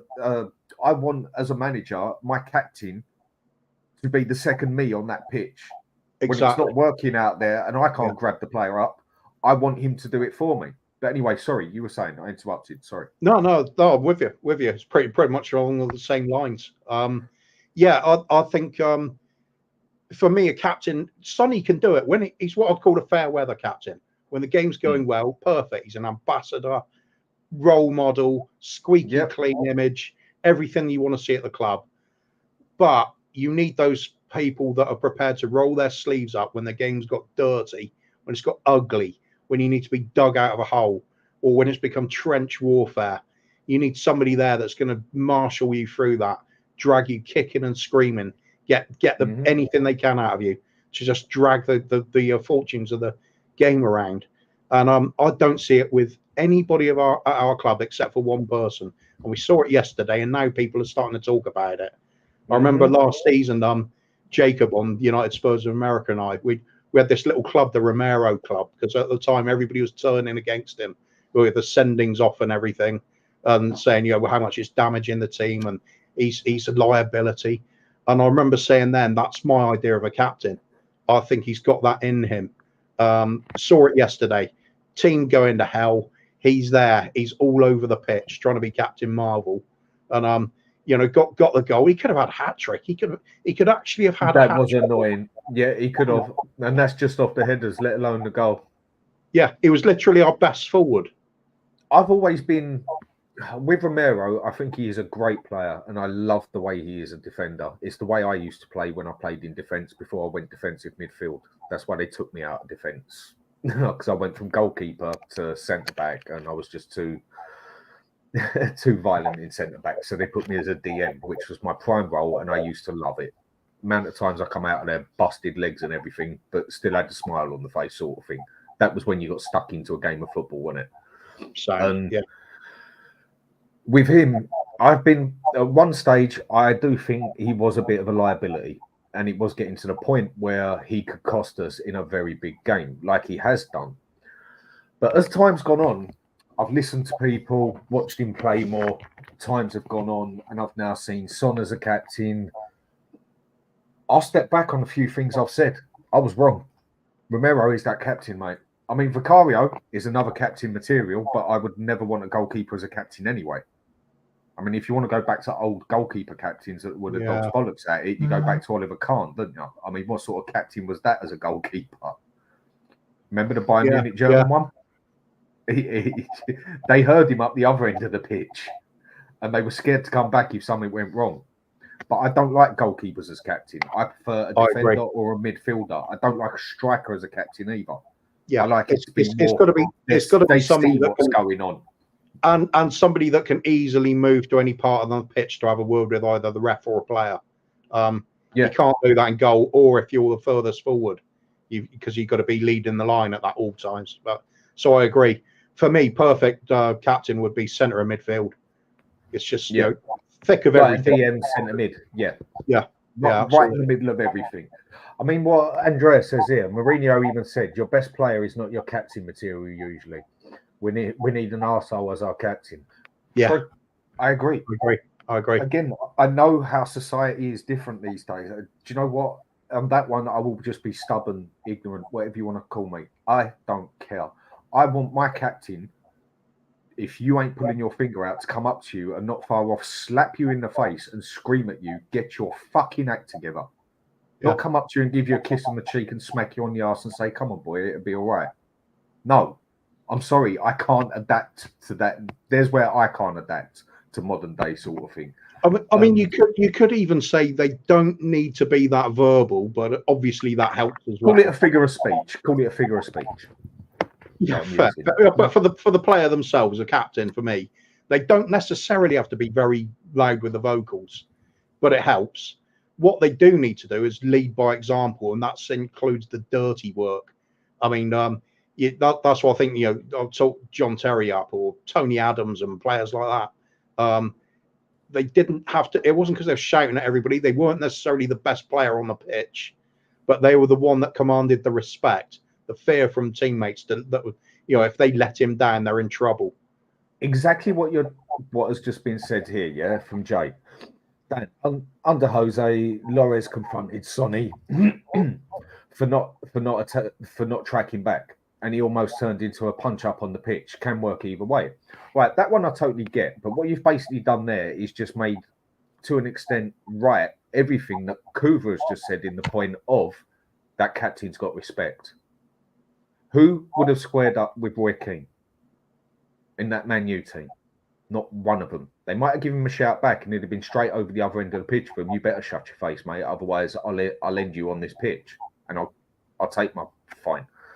Who would have done that at Arsenal with Vieira? Who would have done that with with John Terry and whatever? You need your captain to have that presence, don't you? That bit of fear. Yeah. You haven't got. Again, it's like the way I always looked at my dad. You haven't got to be scared of them. You've got to be scared of the consequences. Is that a better way to put it? Yeah, you're right. You're right. Yeah, yeah. Because any father can do some horrendous stuff to make their children scared of them. That's not being a parent. But no, you're right. Putting in that idea that there are going to be unpleasant consequences if you do something wrong. That's how you get on the toe of the line. Exactly. So it's all up in the mind. Need to be scared of the consequences. And like we go back to the start, what's been said there, Adrian, how you doing, mate? It's like what you said with Harry Kane at Munich. They're actually like wary if they lose a game, even if they've won the season, because it all comes down on them like a ton of bricks. Whereas at Spurs, you can lose 3-4 games, 4-5-0 each one of them, and it's just like, don't worry, boys, next game will be better. We'll be all right. And nothing. I mean, I have my ideas half as a joke, but half of me serious at the same time. Saying about the club, get rid of all these luxury sort of players' lounges and cafeterias and stuff. 100%. Get a bit of sawdust down on the floor, and players and wooden benches, and players have to earn their way into comfy seats by performing. I mean, there you go. There's an idea. See how they like that. Probably some of them will leave, but you'd get players in that want to play. That's for sure. Exactly. You don't honestly. I prefer to see some of the youth team players coming in rather than some of these overpaid prats that go out and pretend they're professional footballers. Now you know what with that, yeah. I think the thing that really does make me laugh most with this whole system at the minute, this team Ange's got, he should be where he is. But if it wasn't for Chelsea and Man U, if they was up to form, we would be in around about 7th or 8th place again. We'd be no better off, would we? And this system that we play with this team that we've got now is tenfold better than what Conte or Mourinho had, bar Harry Kane. And one still managed to get to a final before he got the bloody sack before the game, which is probably the most dickhead thing I've ever seen happen in football. And the other one where you had Conte, who had the defence of what? Ben Davis, Royale, or Porro. And Porro was absolutely shocking when he was in at that point. And then he had what? Dyer, Sanchez, and Longley in the middle. and he managed to muscle that up and get in front of Arsenal into 4th place. Now, you look at Conte's style of play. Now, take Conte out of this because I know a lot of people are going to turn around and say, yeah, but Conte wouldn't have bought this, Conte wouldn't have bought that. But look at his style of play with that team we got now. Okay, 1 or 2 of them might be a bit of a gamble. But Dragusin on the right of the centre-backs. Romero in the middle. Old school defender. You do not move. Use the other 2 as ball-playing defenders. And then you've got Van der Ven. Then you've got Adogi as your actual left wing-back. Porro as your other wing-back. Basuma do the box-to-box job. Sarr or Bentancur do another box-to-box job. So you've got 2 of them there. Maddison just in them to run up to a number 10 position. And then I'd say stick Kulusevski up there as a target man. Nothing more, nothing less. Play back to goal. Hold that ball. And then stick Son or Richarlison next to him and play that on a counter-attack. That team has got enough muscle to hold that up and enough speed to then pass that and get that up the other end of the pitch in seconds. It'll be interesting. That is what really bugs me with this one, because I think this team would work brilliant in that style. It's purely opinion. Nothing more, nothing less. Of course it is. I think, wouldn't it be fun, though, if we could actually put these teams into like some sort of computer-generated thing, a football manager type thing that's that realistic, we get the best out of it. Yeah, there's drawbacks, of course, with every one of these sort of theories, though, isn't there? Like, for instance, I could say, like, for instance, Van der Ven would not shine in a Conte team like he does here, because he'd be playing further back and you wouldn't see his speed utilised. So, you'd need a more solid defender like Romero to hold that line at the edge of the box, for example. I agree, your doggy would have made a big difference. Porro, if he'd found the form he had this season in an attacking sense, that could have made a difference too. But it's horses for courses, isn't it? I think if you gave Postecoglou Harry Kane this season, he'd do a lot better. If you gave Conte some of these players that got Big Ange has got this season, he would have done a lot better. So, which way is it going to be? Some maybes, isn't it? It's just I have that I think this team we have is perfectly set up to play a 5-3-2. I think there's huge comparisons between both managers in a lot of ways, and I think the biggest one is we're going to see after this summer transfer window. I think we'll see the biggest similarity, and that's the kind of players coming in don't really get you over the line. I think that's where we're heading. I think I've got a gut feeling Big Ange is going to be in trouble come December. It is looking that way, but this all depends on the transfer window now, and it all depends on what he can get working. Because one thing, surely these defenders must not like this style of play. Yeah, surely. I cannot picture a defender on this planet enjoy. I mean, look, other thing I'll put to you quickly just after I read this out. Yeah, Andreas, Dan, and Cover. Do you think the new stadium and training ground has made the players too soft and comfortable? I wouldn't say it's that's made them too soft and comfortable, mate. I'd say it's just life that has made them too soft and comfortable as a whole. It's done it with pretty much, it's done it with like 90% of the players out there anyway. But one thing at Spurs you never really got to worry about is that you're going to lose your place, is it? Because there's not enough quality behind you on the 11 to come in and just say, right, I'm happy. You want it to be so that you've got your team there and your subs are as good or a mere fraction not as good as who's already on there, for the fact that if your winger makes 2 mistakes, he knows he's not playing for 2 or 3 games. Yeah. But I don't think we've ever seen that. We need to see a squad where the word backup is no longer used. You're looking at a viable one who started that off. It's true. You need a couple of backups at the squad, but what you need after that is players fighting for that place, isn't it? And we don't ever have that at Tottenham. We don't ever have that at Tottenham anywhere. I always look at, for me, one of the best examples of it was back when Man United won the treble, and they had Cole and York as their front 2 in that Champions League final against Bayern, and they're losing with 10 minutes to go. Who do they bring on? Sheringham and Solskjaer. Sheringham. that shows what the kind of quality you need in that squad to be able to change things up in key moments and turn things around. When we get into that position, we've never had anybody there. Even prime posh years, when we're getting close, you'd look to the bench, and there'd be like Nkudu, Davis, Dyer, Mason, Bentaleb, Janssen.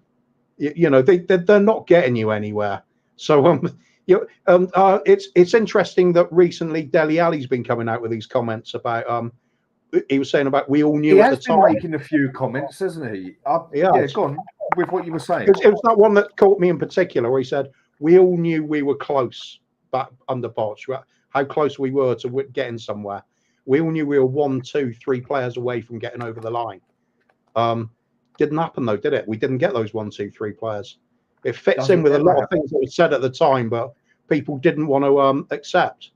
I think we've seen how many times with just managers have we seen it? They're let down by the same people over and over again. Not just the players, but the people that are supposed to be providing players capable of doing the job. There's something wrong with this club, and it's far-fetching and long-term. There is no winning mentality at it. We've seen the players changed over and over. They haven't all been here for 24 years. We've seen God knows how many managers now in that 24 years. 400 yet, is it? I think we're on about 18, 17. Every time there's a public holiday, we've got a new one. Yeah, it's ridiculous. You know what? Fair play for coming on here, man, because you put a smile on my face to have a fucking laugh about it. Because some things in life, if you just don't laugh, you bloody cry. You've got to have a laugh, mate. I'll tell you what. Last season, that trip away to Newcastle, I wasn't going to watch it. And I thought I'll have it on sort of in the background while I'm doing some cooking or something. And we suddenly went 2-0 down in rapid time. And I thought, hang on, this could be funny. I think I'll watch it.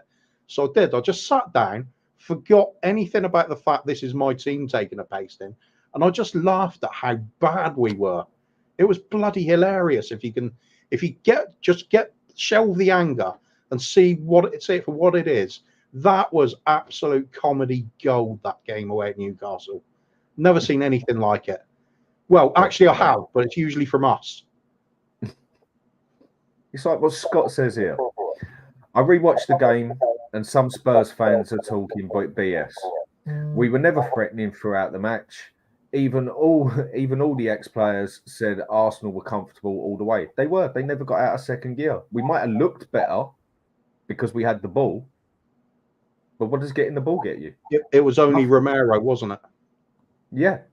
And Kulusevski. I thought Kulusevski actually had quite a solid game overall. Yeah, again, it kind of sums up frustration with him. A lot of stuff he did was good, but didn't really end up with a lot from it. I think we play him in the wrong position. I've followed him for years when Juventus realised that he's just not got it as a winger. Do you know what? He's actually one of the fastest players on the team on 100 metres. He's faster than Basuma, faster than Sarr, Bentancur, Maddison. He's actually faster than all of them. It's just his acceleration is so poor. Exactly. It takes and as we know, the acceleration is the key bit. Hence why Aaron Lennon was so effective at beating his man. Oh, exactly. I mean, like Kyle Walker, 3 steps and he's in 6th gear. Yeah. I mean, I think there was a really weird. Yeah, I think there was a really weird point came out many years back that Eric Dyer was the fastest player at the club. You can kind of imagine it. A big player getting into his stride is going to get up quite a steam. If they're powering along with, he's obviously a powerful bloke, and most top sprinters are powerfully built. So yeah, you can imagine it. But again, it's that key word, acceleration. If you ain't got that, you're missing a lot. If you haven't got that on the wing, then you're screwed, aren't you? I mean, the other question I'll ask you before I end this year, Van der Ven. I have got a bad feeling that if Ange, and it's not going to be Ange's fault, it's just his tactics. Yeah, it's just the way he plays in that aspect. If we don't watch it, we're going to end up with a broken player there. Because the amount of times he has to sprint to get back. And when I say sprint, I mean proper sprint. He's going to tear his hamstring again and again and again. And then he's going to do it another time and he's going to totally capitulate it, basically. And then he's never going to be able to play football the same way again. I mean, look what happened with Michael Owen. It's usually a striker that happens to. And I still think he'll have the quality to be a good defender, but he won't be able to defend the way he's known to do it. If we don't watch it and that pressure is on him every game without fail, we're gonna shred him up within a year. It's possible. It's possible. It's nature of the modern game, though, isn't it?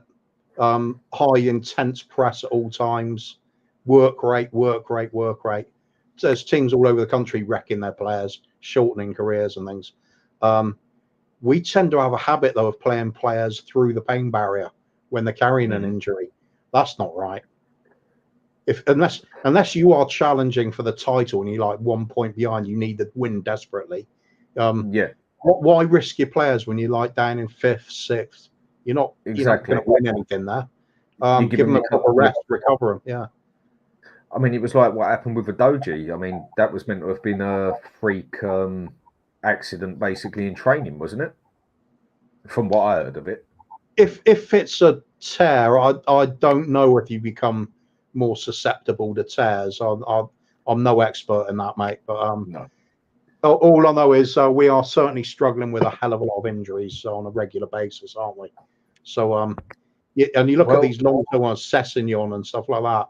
I mean, we've there's something going on. I know the medical team always get the flack of it, but I mean, it might not be them causing the problem. They might just be getting snowed under by it.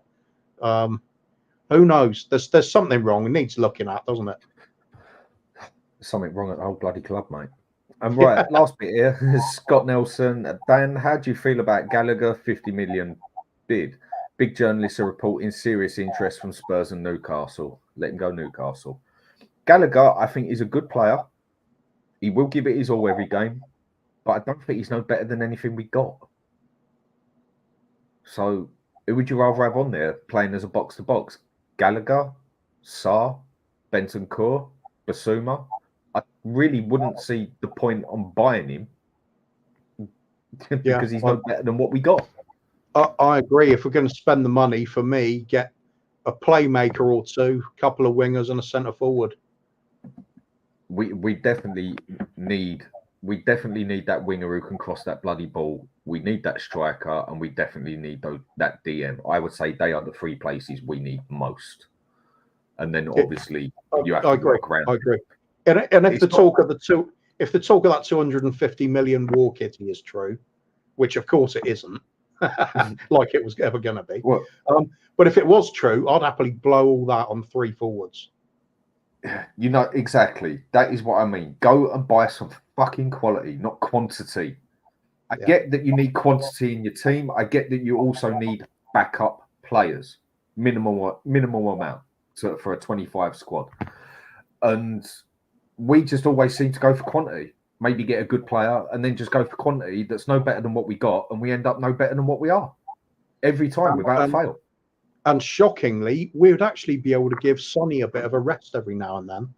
Do you reckon? Who knows? Who knows? If we got 3 forwards, we could give him a week off every now and then when he's knackered, rather than making him play through it. Well, we shall see. Right, thanks everyone for watching. It's appreciated. Sorry this has been quite a toxic one, miserable one, depressing one, but at the moment I really just don't have much positive to say. And let's hope by Thursday, when we come up with these Chelsea pricks, that we have got something positive to say. Not that we ever do at their stadium, so it'd be an even bigger surprise, wouldn't it? What do you reckon with that game? I'll go the other way. Don't worry about Thursday. Don't worry about the rest of the season. Just whatever happens, forget it. Put it aside. It's all about what happens in the summer. If we see absolute crap coming in through the door, forget it. Next season's you know it's game over there, because this transfer window is going to be hard as well because of the Euros and everything else at the moment. But I have just had enough, completely had enough of sitting there and looking at my team, and that is all I seem to see on the pitch. And that is that, basically. So, Too mobile. where can we find you, mate? Yeah, too mobile, isn't it? Where do we find you, mate? Brewing Bollocks with Ben on the coffee shop on Wednesday. Bobby K has had an operation, so I don't know when he's going to be back in the. Send him my regards. Hope he's all right. Yeah, he's doing okay. It's something he's dealing with, but it will be back soon enough. So I don't know when Coov and the Kang's happening on Three Spurs Boys yet, but we'll be back at some point. Okay then. So just enough big thanks to Daryl Denton. Thanks for that, mate. Much appreciated. And anytime you ever want to come on here, just send me a message, mate, on here or whatever. I'll send you a link. Same to anyone who's a member, or do you know what? If anyone's really got a point they want to confront, tell me. I'll quite happily debate with anybody. It's just the way I like to do it on there. All right then, Kuva, thanks for coming on, mate. Great seeing you. I'll talk to you just after for a second. Do we do a Chelsea prediction? I didn't really want to. I was trying to avoid that. But as soon as you said it now, I'm trying to screw up my night even more, yeah? Go on, mate. Go for it. You can have the first one. I think we're going to lose it. I think we're going to lose about 4-2. Oh, don't, mate. I mean, with that game, with the way they're playing, with the way we're playing, you could even look at a draw out of that one. But if you're just going by history and the way it just always seems to go tits up whenever we go to their bloody ground.